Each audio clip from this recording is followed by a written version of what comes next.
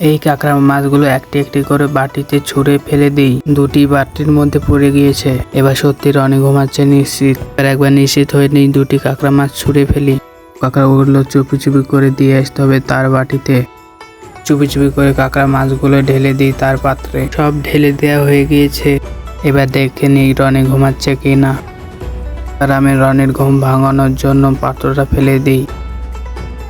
আরে এত জোরে শব্দ হলো কেন? এই তো এবার রনি উঠে পড়েছে। এই রে, কাঁকড়া মাছগুলো কে নিয়ে এলো এখানে? রনির আচরণ দেখে আমার হাসি পাচ্ছে।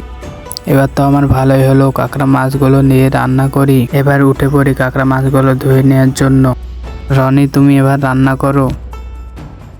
এবার ঝুড়ি থেকে পাত্রতে নিয়ে নিই, ভালো করে পরিষ্কার করে নিই জলে। এবার একটি একটি করে পরিষ্কার করে ঝুড়িতে রেখে দিই।